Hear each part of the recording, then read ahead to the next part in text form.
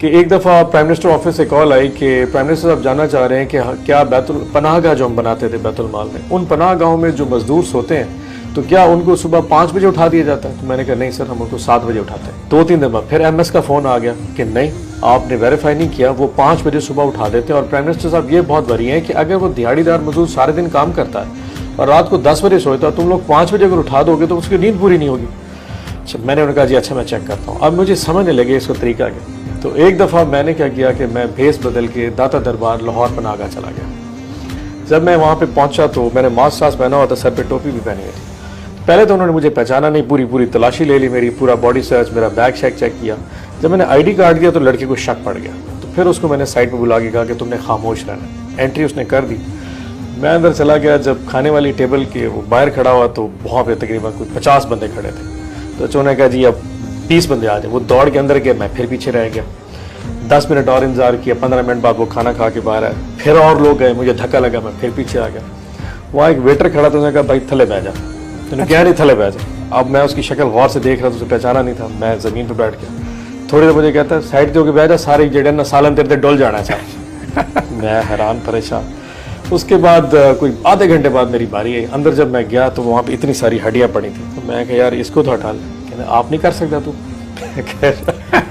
अब मुझे आहिस्ता आहिस्ता सारी फिल्म चली थी कि प्राइम मिनिस्टर सारी चीज़ों का पता था, और मैं बैतुल माल का MD होने के बावजूद मेरे नीचे एक इदारा चल रहा है और मुझे उसमें अंदाज़ा नहीं कि कितनी कमी बेशी हो सकती है। मैं बर्दाश्त कर गया। खैर मैंने खाना खाया।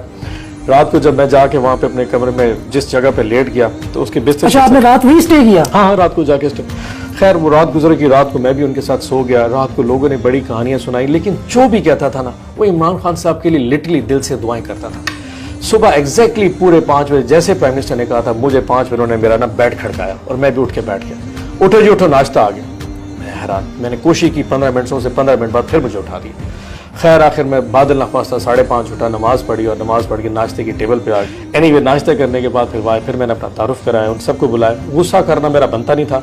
फिर मैंने उनके इश्यूज़ को सुना, एड्रेस किया। लेकिन बात जो बताने की है कि अगर एक मुल्क का हुक्मरान बैठ के इतनी छोटी छोटी निटी ग्रिटीज़ के लिए आपको कन्वे कर रहा हो और आप उस पर परफॉर्म कर रहे हो या ना कर रहे हो, ये आपकी अपनी सलाहियत है। सो मैं खुद को बहुत खुशकिस्मत समझता हूँ कि मैं MD बैतुल माल था उस हुक्मरान के नीचे, जिसकी रूह, जिसकी सोच हर उस शख्स के लिए। मुझे वो रियासत मदीना वाला जो कॉन्सेप्ट देते हैं, इतनी कहानियां सुना सकता हूँ कि एक दिन प्राइम मिनिस्टर साहब पिंडी एक बाजार से गुजरे, एक नवंबर की रात थी और इन दिनों सर्दी बहुत पड़ी।